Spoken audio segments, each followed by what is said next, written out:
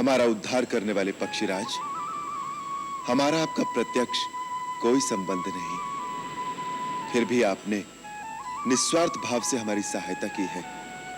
हम आपके सदैव ऋणी रहेंगे। हे सहस्त्रनाम सर्वनियंता, मुझे अपना पार्ष सेवक ही समझिए। हे रघुकुल शिरोमणि आर्य श्रेष्ठ, भविष्य के लिए आपसे इतना ही निवेदन है, सदैव सचेत सावधान रहकर ही इन आतताइयों से युद्ध करें। नारायण के दर्शन होंगे, धन धन भाग हमारे, धन धन भाग हमारे। बस एक झलक की ललक से झिलमिल नैनों के दो तारे, धन धन भाग हमारे।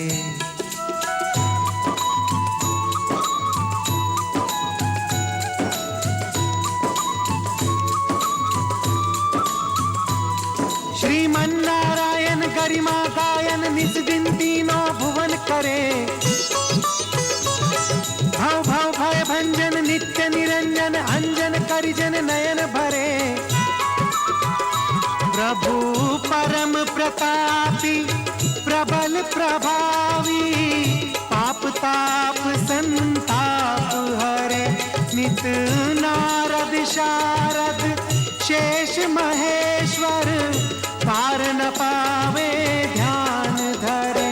मोहे दूजी चाहन करी के वाहन, राखो संग तिहारे, धन धन भाग हमारे।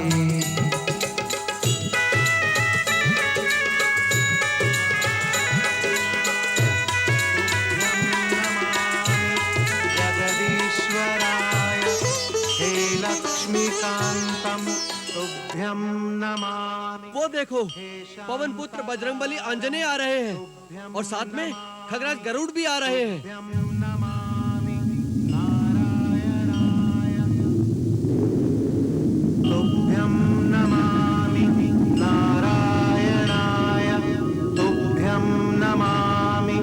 जगदीश्वराय हे लक्ष्मीकांतम तुभ्यं नमामि, हे शांताकारं तुभ्यं नमामि, तुभ्यं नमामि नारायणाय पंखों से हो जगदीश्वराय। अधरों पर हरि नाम, सम्मुख पाकर नाथ को सेवक कियो प्रणाम।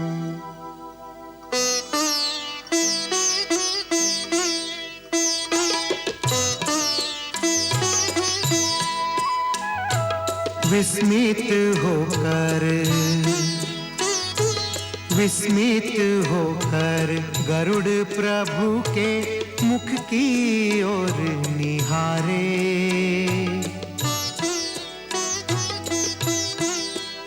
ये कैसे बंधन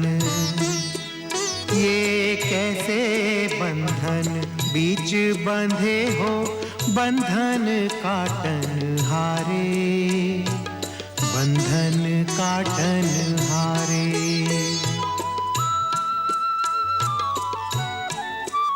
ब्रह्मास्त्र का मान न जाए, बंधन में स्वयं बंधाए।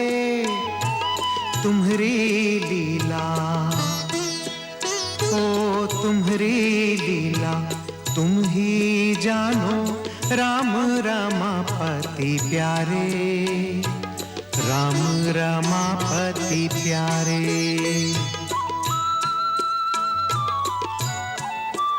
मुख देखत मन ना घावे, पुनि पुनि चरणन सिर नावे। भूल गया, ओ भूल गया, यही कारण आया भक्ति विभोर भया रे, मुख की ओर निहारे। हे खगराज, किस विचार में खो गए हैं?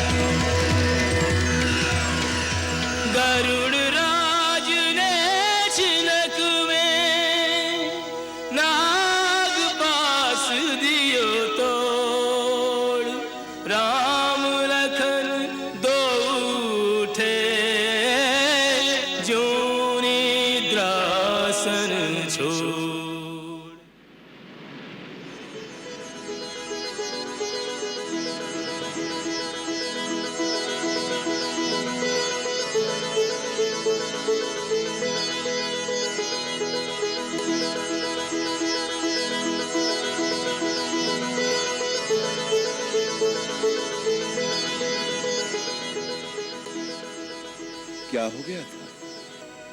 प्रभु, मेघनाद ने आप दोनों को नागपाश में बांध दिया था। हम सब आशा छोड़ चुके थे, परंतु पक्षीराज गरुड़देव ने आप दोनों को नया जीवन प्रदान किया है।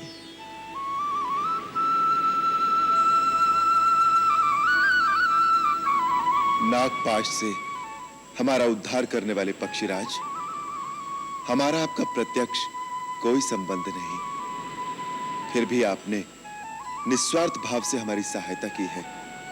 हम आपके सदैव ऋणी रहेंगे। हे सहस्त्र नाम सर्वनियंता, मुझे अपना पार्ष सेवक ही समझिए।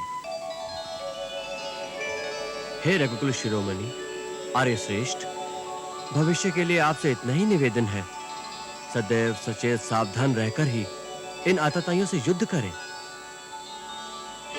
आप युद्ध में भी धर्म और नीति के मार्ग पर चलने वाले निश्चल योद्धा हैं। अधर्मी राक्षस स्वभाव से ही कपट युद्ध करने वाले होते हैं। क्रूर कर्मा इंद्रजीत ने माया के द्वारा जिस नागपाश में आपको बांधा था, वो तीखे दांतों वाले विषधर कद्रु के पुत्र नाग ही थे। राक्षसी माया से प्राणांतक बाणों का रूप धारण करके आपका अंत करने आए थे। परंतु हम तो आपसे पहले मिले ही नहीं। हे देव, आप यथार्थ में कौन हैं? हे दशरथ नंदन, हे युग पुरुष पुरुषोत्तम, इस समय आप जिस युद्ध यज्ञ के अनुष्ठान में संघर्षरत हैं, उसमें विजय श्री प्राप्त करके जब अपने अवतार को पृथ्वी पर सार्थक कर देंगे, तो आप स्वयं ही मेरी सेवा के संबंध को जान लेंगे। प्रभु, का पूछत हो परिचय स्वामी, तुम सब जानत अंतर्यामी।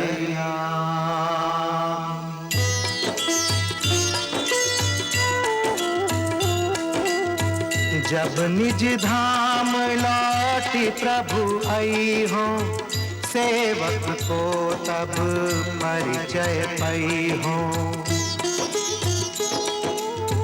सेवा का अवसर मोहि दीन हो, बहुत अनुग्रह मोह पर कीन हो। राम लखन के दर्शन पाई, मैं कृतकृत्य भयो रघुराई, मैं कृतकृत्य भयो रघुराई।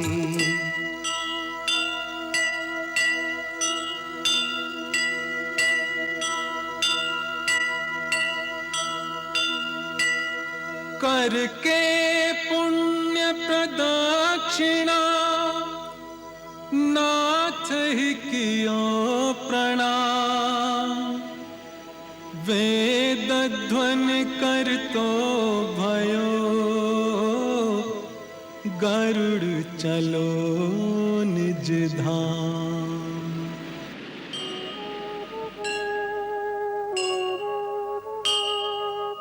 तुभ्यं नमामि नारायणाय, तुभ्यं नमामि जगदीश्वराय। हे लक्ष्मीकान्तं तुभ्यं नमामि, हे शान्ताकारं तुभ्यं नमामि, तुभ्यं नमामि। धर्म व्यापार नहीं होता भरत जो वस्तुओं का अदल बदल कर लिया जाए। धर्म अति कठोर और व्यक्तिगत होता है। यदि हर प्राणी अपना कर्तव्य एक दूसरे के कंधे पर डाल दे तो इस सृष्टि में अनाचार फैल जाएगा। ये बात कहते हुए तुमने उचित अनुचित का विचार नहीं किया मेरे भाई। पुत्र तो उसे कहते हैं मेरे भाई जो अपने सत्कर्मों का फल अपने पिता को समर्पित करके परलोक में उनका उद्धार करे, न कि वो जो पिता के सत्कर्म को छूटा करके उनका मस्तक लज्जा से झुका दे। परम पूज्य गुरुदेव,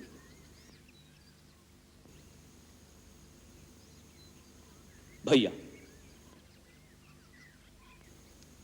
समस्त ऋषिगण, अयोध्या राज्य के माननीय मंत्रीगण और प्रजाजन, मैं आप सबके सामने इस सभा में खड़ा होकर घोषणा करता हूं कि अयोध्या के जिस राज्य के असली उत्तराधिकारी श्री राम हैं, मेरी माता ने बड़ी कुटिल नीति द्वारा मेरे पिताश्री महाराज दशरथ को उनके दिए हुए वचन के जाल में फांसकर वो राज मुझे दिला दिया।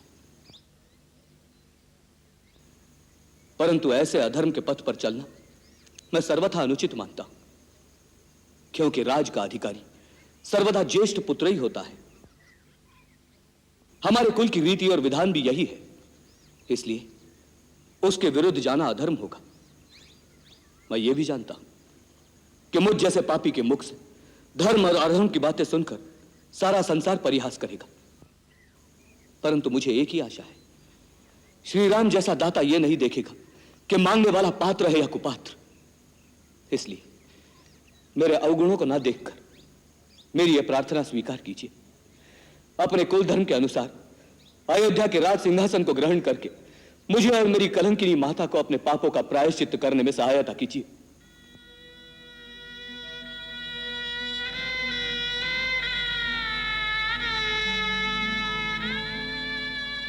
तात, तुम अपने हृदय में व्यर्थ ग्लानि कर रहे हो। मैं भगवान शंकर को साक्षी करके कहता हूं कि तीनों काल और तीनों लोकों में तुम जैसा धर्मात्मा पुरुष ना हुआ है और ना होगा। तुम पर कुटिलता का आरोप लगाना महापाप है। भरत, तुम्हारे जैसे महात्मा का नाम स्मरण करने से ही पाप, प्रपंच और समस्त अमंगल मिट जाते हैं। माता कैकेयी को भी वही मूर्ख दोष देंगे जिन्हें गुरु से सच्चा ज्ञान प्राप्त नहीं हुआ। भरत, मेरे भाई, इन भावनाओं से ऊपर उठकर केवल इतना सोचो कि हमारे महान पिता ने माता कैकेयी को दिए हुए जिस वचन के लिए न केवल मुझे त्याग दिया, परंतु मुझे त्यागने के दुख में अपने प्राण भी त्याग दिए, ऐसे सत्यवादी पिता के वचन को हम चारों भाई निभाएं या उनके स्वर्गवास के पश्चात उनके वचन का निरादर करके उन्हें झूठा प्रमाणित कर दें। बताओ भरत, इस समय हम चारों भाइयों का क्या धर्म है?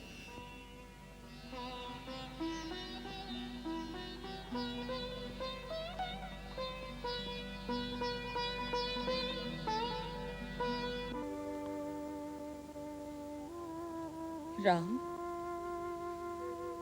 मैं इस योग्य तो नहीं, किंतु आज सबके सामने मैं तुमसे क्षमा मांगती हूँ।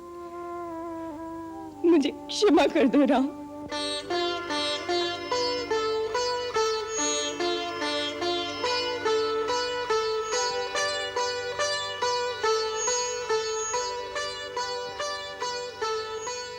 स्वर्गीय महाराज ने मुझे वर दिए थे, वो मेरे प्रति वचनबद्ध थे। मैं आज सब गुरुजनों के सामने स्वर्गीय महाराज से लिए हुए अपने उन वचनों को वापस लेती हूँ और तुम सबको अपने उन वचनों से मुक्त करती हूँ। इसके लिए बहुत देर हो गई माता। आपको वचन देने अथवा अपना वचन वापस लेने का अधिकार केवल पिताश्री को था। मैं तो केवल इतना ही जानता हूं कि पिताश्री के परलोक सिधारने के बाद उनके वचन का पालन करना एक पुत्र के लिए संसार के सब धर्मों से बड़ा धर्म है। मुझे विश्वास है अपने अंतिम समय में भी उन्हें इस बात पर गर्व रहा होगा कि उनके पुत्र ने उनके वचन का पालन किया। क्या उनकी मृत्यु के बाद हम उनका वो गर्व नष्ट कर देंगे?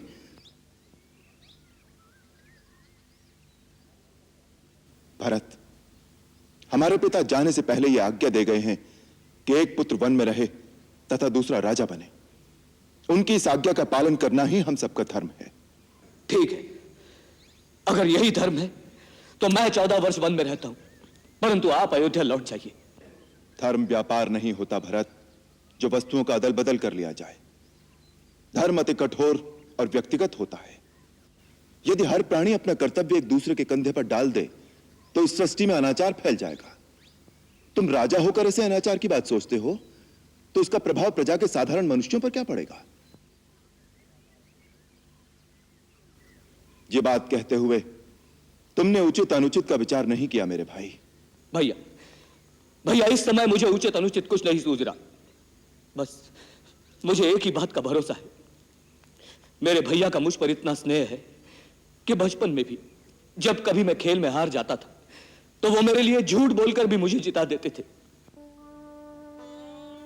आज भी उसी स्नेह को याद करके मैं अपने स्नेही भैया से यह बात कहने का साहस कर रहा हूं कि आज भी आप उचित अनुचित का विचार त्याग कर मुझे जिता देंगे।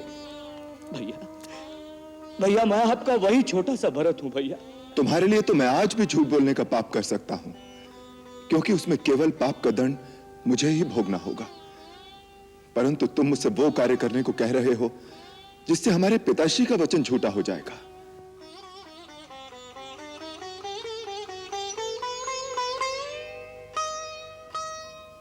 पुत्र तो उसे कहते हैं मेरे भाई जो अपने सत्कर्मों का फल अपने पिता को समर्पित करके परलोक में उनका उद्धार करे, न कि वो जो पिता के सत्कर्म को छूटा करके उनका मस्तक लज्जा से झुका दे।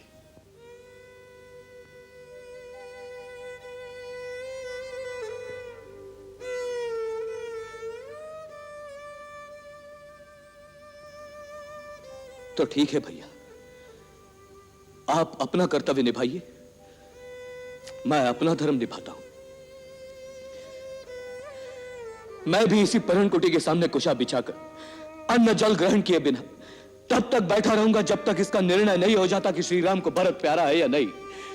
नहीं तो इन्हीं चरणों में प्राण दे दूंगा। नहीं, नहीं भरत, नहीं।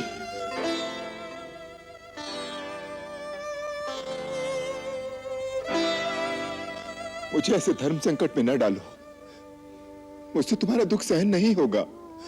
गुरुदेव, गुरुदेव रक्षा कीजिए गुरुदेव। मैं भी किंग कर्तव्य विमूढ़ हो रहा हूं राम। ऐसा लगता है भरत अपने प्रेम की गंगा में सब कुछ डुबो देगा। धर्म, ज्ञान, विवेक कुछ नहीं बचेगा।